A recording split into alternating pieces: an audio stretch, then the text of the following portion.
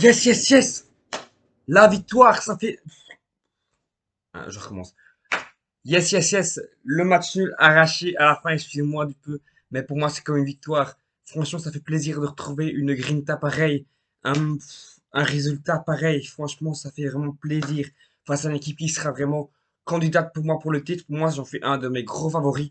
Parce que pour moi, Bruges, certes, ils ont recruté, ils arrivent à bout de souffle. L'Antwerp a recruté beaucoup. Mais pour moi, Gand va être un sérieux candidat au titre cette année.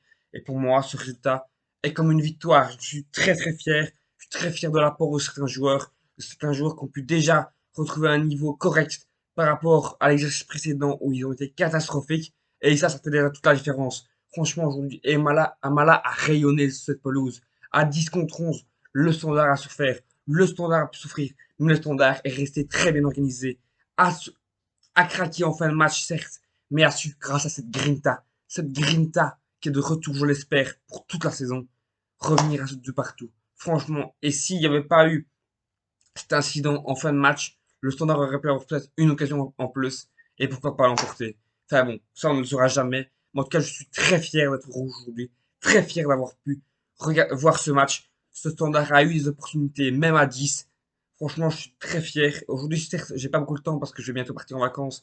Il n'y aura pas de montage, je suis du peu, mais je tenais vraiment à réagir là-dessus de façon rapide, mais très efficace, parce que j'en suis vraiment très très fier de l'apport que ces rouges ont pu montrer durant tout le match. Je suis très fier de l'apport d'Amala, je suis très fier de l'apport d'un Timirot qu'on a pu retrouver au milieu de terrain à son meilleur niveau à côté d'un Raskin toujours aussi rassurant. Un Bodard, je suis super content de le voir à ce niveau-là. Le mental qu'il a de revenir directement dans le game et d'être aussi bon. Il a sauvé pas mal de balles aujourd'hui et je pense qu'aujourd'hui on peut être très satisfait de sa prestation après des mois sans jouer.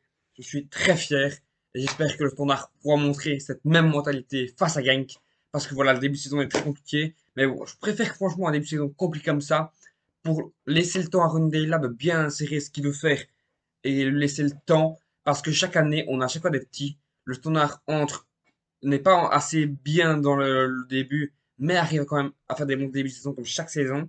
Mais après, une fois que les plus gros arrivent et que on n'est pas totalement prêt, on joue tout de suite les gros. Et là, t'es un peu dans la merde, Alors que là, personne n'est prêt, tu joues les gros, grappiller petit point par petit point par petit point.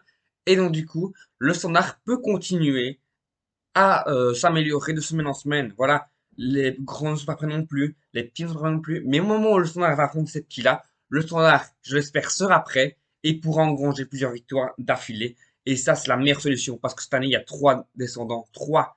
Et donc, ça va aller très très vite. Le standard doit absolument grappiller le maximum de points en début de saison face à des équipes qui ne sont pas totalement encore prêtes parce qu'on sait, le championnat commence très très tôt en Belgique. Et donc, c'est maintenant qu'il faut engranger des points face à des équipes pas trop en mesure. Voilà. Aujourd'hui, maintenant, j'aurais bien parlé de mes 3 tops et mes 3 flops. En premier, ben, Amala, évidemment. Amala, il a rayonné de partout. Franchement, s'il reste au standard, franchement, s'il affiche ce niveau-là toute la saison, le standard ne peut être que conquis. Et le standard sera sûrement dans les playoffs 2 avec ça.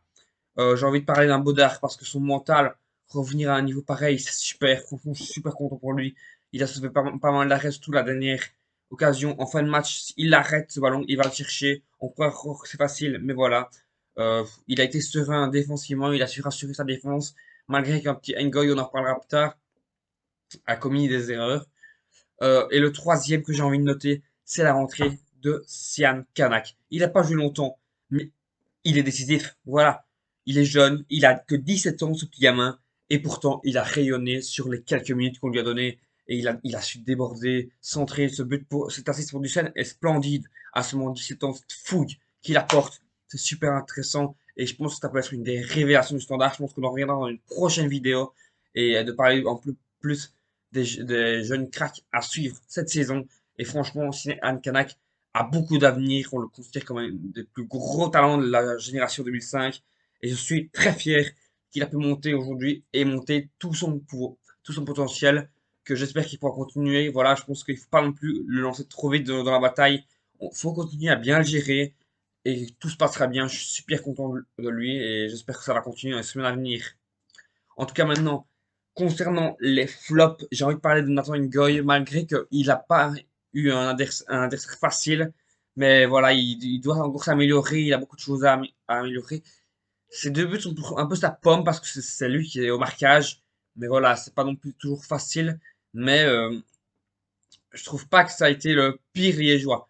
En deuxième, j'ai envie de noter un petit Nubi parce que Nubi, même s'il m'a un peu déçu, euh, il m'a un peu déçu, mais bon, c'est pas très facile. Pour moi, je le considère quand même comme un giga crack liégeois, un beau talent de la génération 2005. Mais voilà, il doit encore s'améliorer. Mais voilà, je pense que si je ne peux pas dire qu'il a été bon, même pas, pardon. C'est pas parce qu'il est jeune que je dois dire qu'il a été, qu'il a été bon. Non, il faut dire les choses. Il n'a pas été au niveau de sa rentrée. C'est pour ça que Ronaldo a fait sortir un petit peu après.